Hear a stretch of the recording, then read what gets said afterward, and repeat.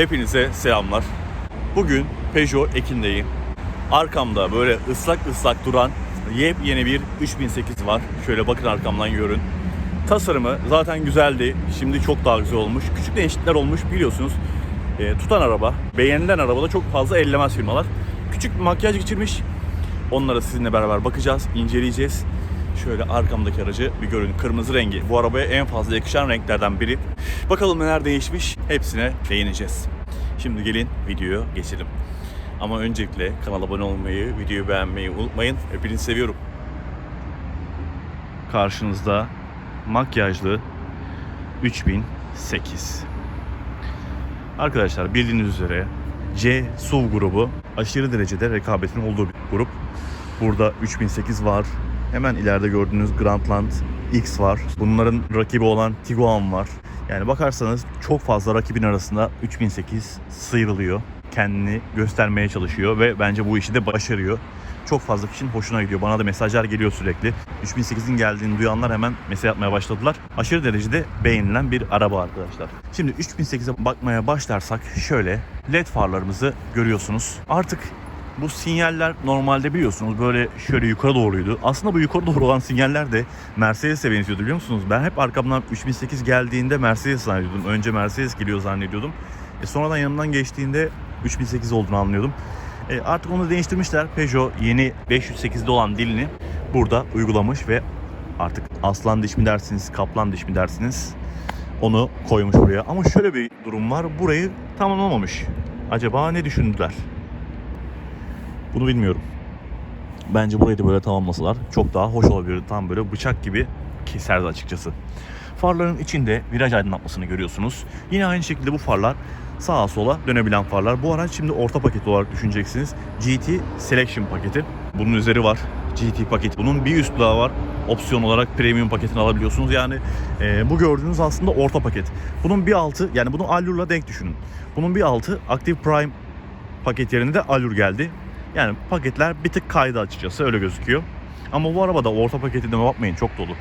Yani ne ararsanız, ne isterseniz var. Sadece güvenlik ekipmanlarında bu şerit takip falan var ya, onlar yok bu araçta. Şöyle size anahtarını göstereyim. Buyurun. Anahtarımız yine bildiğimiz Peugeot anahtarı. Standart bir anahtar. Farlarını bir yakalım bakalım. Şöyle açtığımızda kapıları bizi selamlıyor. Acaba arka tarafta selamlama var mı, onu merak ettim, birazdan bakacağım. 508'de var ya selamlama. Kilitlediğimizde de böyle sinyaller yanıyor. Ben bu tasarımı seviyorum ya, dikkat çekici. Güzel duruyor. Ön tarafta bu tamponun değişikliklerini görebiliyorsunuz. Çok daha büyük bir ızgaraya sahip gibi gözüküyor. Aslında çok fazla değişmese de arabayı daha da heybetlendirmiş. Öyle söyleyeyim sizlere.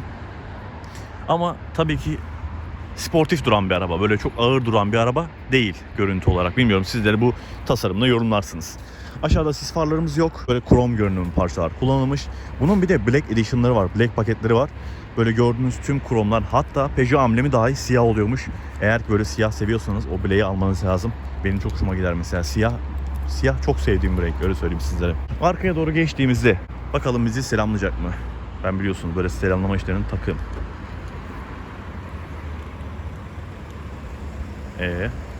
2008'deki gibi yaptığı.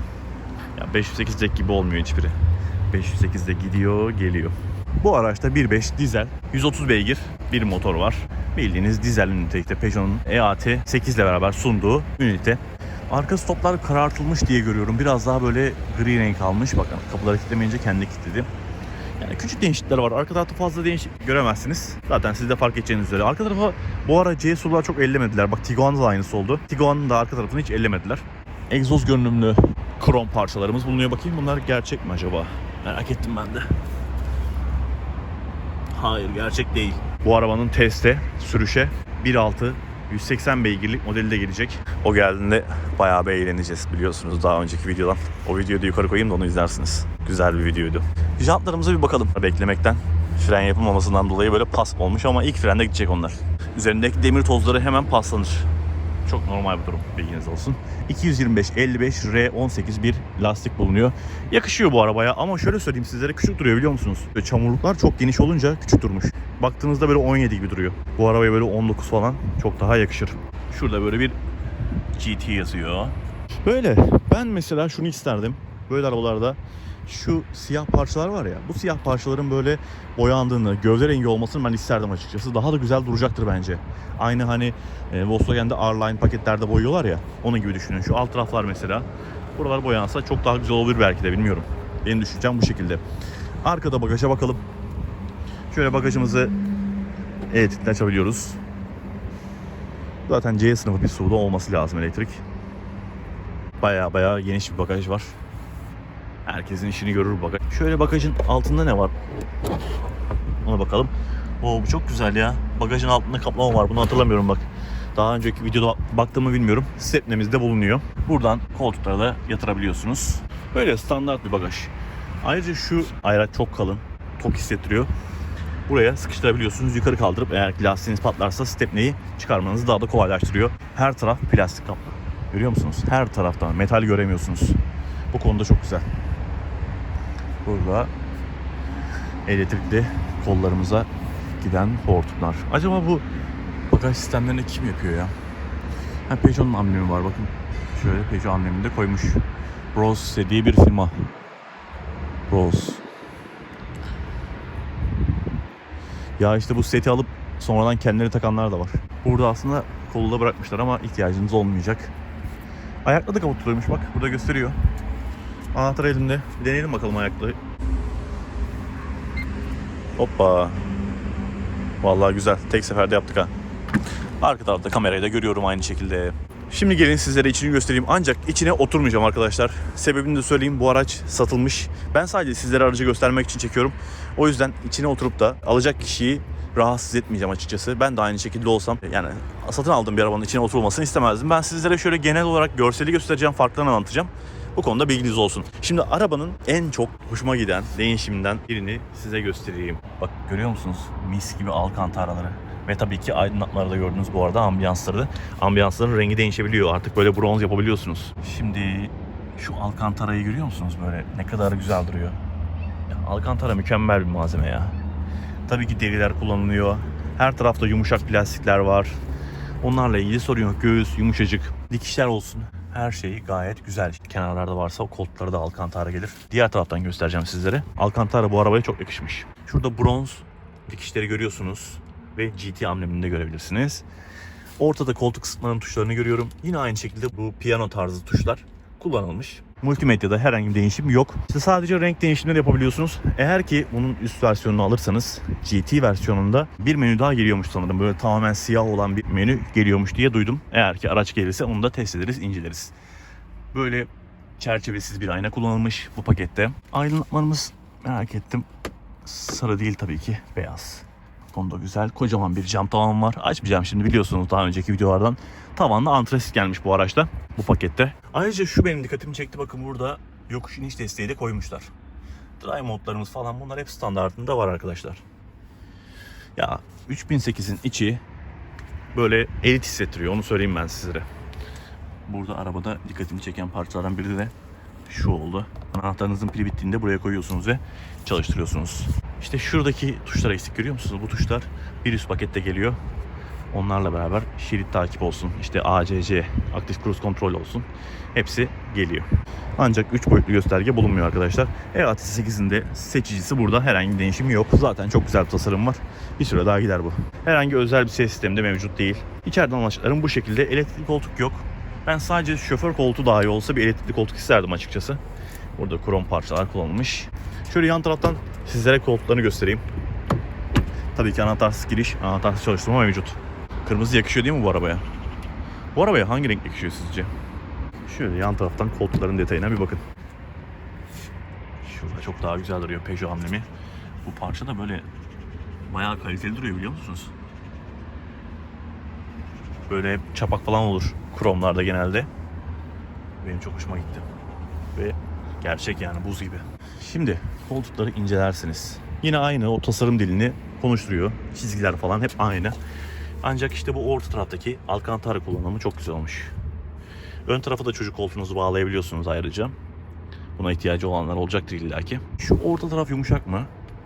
Vay bak, burası yumuşak arkadaşlar. Ben daha önce dikkat etmemiştim. Sertlik burada başlıyor. Ama burada da bir soft kaplama var üzerinde. İşte malzeme kalitesi güzel böyle olunca ya. Çünkü buraya ayağınız çok fazla çarpıyor. Sağa sola vuruyor ayağınız. Rahatsız ediyor. Kapı içlerinde kaplama var. Vallahi çok şaşırdım şu anda. Kapı içlerinde arkadaşlar kaplama var. Bunun iç tarafında yok ama bu tarafta kaplama var. Çok iyi. Sanırım daha öncesinde yoktu o kaplama. Yanlış hatırlamıyorsam. Burada da elektrik yok zaten. Öyle. Ya bunun sürüşünü yapmayı çok istiyorum. Yakında test sürüş arabası gelecek. Böyle güzel bir gazları sizinle. Biliyorsunuz bizim testleri. Kapı kapanışları falan gayet hoş. Şöyle benzin depomuza da bakalım. Mazot depomuza. Hep ağzım Passat'tan alıştığı için. Şöyle AdBlue katkımızı da görebiliyorsunuz. Ya motor güzel motor. 1.530 beygirlik dizel motor. Gayet hoş bir motor. Keşke Opel'de kullansa bu motoru. Değil mi? Sizler de benim gibi düşünüyorsunuzdur. Şöyle arka tarafa da bir bakalım. Arka tarafta aynı şekilde kalite konuşuyor. Herhangi bir koltuk ısıtma göremiyorum arkadaşlar. Şöyle hava menfezleri bulunuyor. 2 tane USB gelmiş. Bunlar da işe yarayacaktır. Kolçağımız var. İçerisi gayet lüks. Arka tarafta diz mesafesi de yeterli düzeyde. Hani çok aşırı geniş de değil, dar da değil. Diğer rakipleriyle denk diyebiliriz. Şimdi bu grupta sizlere başta bahsetmiştim. Rakipleri çok güçlü diye. Sizce bu araç yine en çok satan SUV olacak mı? Benim bildiğim kadarıyla bu sene en çok satan SUV buydu galiba. Yanlış da olabilir, tam hatırlamıyorum. Ancak fazla sattığını biliyorum. Siz nasıl buldunuz tasarımda? Değişiklikleri nasıl buldunuz? Çok fazla değişiklik yok. Görsel olarak var zaten. Gördüğünüz üzere. Bir hani şey olmuş. Gençleştirme yapmışlar, anladınız mı? Hani sürekli aynı yüzü kullanmayalım diye. Bir gençleştirme yapmışlar. Start butonumuz burada. Sanki start butonu değişmiş mi? Bana mı öyle geliyor? Evet. Bak kadranları da şöyle görebilirsiniz. Bronz detaylar gayet güzel olmuş.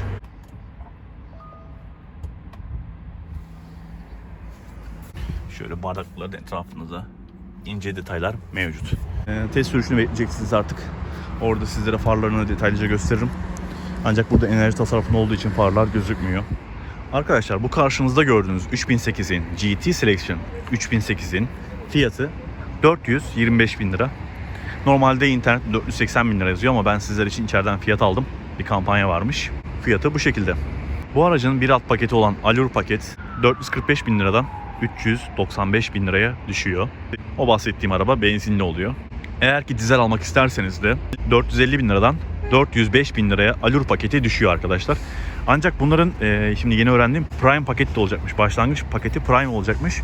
O biraz daha filo için diyorlar ancak ilk başlarda onlar da satılacakmış. Biraz daha uygun fiyatlar olur. Eğer gelirse onun da videosunu çekerim sizlere.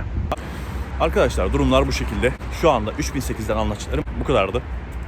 Siz nasıl buldunuz 3008'i? Hoşunuza gitti mi? Almayı düşünenleriniz var mı? Bu sınıfta hangi aracı tercih ederdiniz? Bunları yorumlara yazabilirsiniz. Bunun daha detaylısı gelecek, biliyorsunuz zaten sizde. Hepinizi seviyorum. Peugeot Ekin'den hepinize selamlar. Görüşürüz. Bu arada şimdi içeride Atilla Bey'le de görüştük. Kardeşi Yiğit Bey vardı, onunla da beraber görüştük. Emisyon konusunda şu, hani videomuzla alakalı değil ama dizelle benzin arasındaki emisyon farkına değindik. Şimdi bakın burada bir 3008 Allure paket bir 3008'in değerleri bulunuyor. Ben şöyle düşünüyordum. Dizeller emisyon değerleri benzinlilere göre daha fazladır diye düşünüyordum. Bilmiyorum, siz öyle düşünüyorsunuzdur belki de. Ancak bakın ben şöyle bir kağıt aldık yakıt bilgisinde. Emisyon değerlerine baktığımızda 1.5 dizel 130 beygir bir 3008'in emisyon değeri 107 gram bölü kilometre. Şimdi bunun benzinli modeline baktığımızda bak 1.2 benzinlisine bakalım. Bunda ise 122 gram. Yani bir anda 107 gramdan 122 grama çıkıyor emisyon değerleri. Benzinli araçlar emisyon daha yüksek oluyor. Peki bir de şuna bakalım. Bakın burada 126 gramı göreceksiniz. 126 gramda 1.6 180 beygirlik bir aracın, benzinli bir aracın emisyon değeri oluyor. Şimdi dizeller çevreyi kirlettiği söyleniyor. Ben de öyle biliyordum. Ancak şimdi emisyon değerlerine baktığınızda çevreye çok daha az zararlı gaz saldığı yönlüyor. Acaba neden satıştan kalkacak diye söyleniyor dizeller? Ya da kaldırılıyor? Bu konu hakkında düşünceleriniz nelerdir? Sizlerden yorumlarınızı bekliyorum. Dizeller de gayet çevreci duruyor. Çok garip bir şekilde. Hadi ben kaçıyorum, görüşürüz.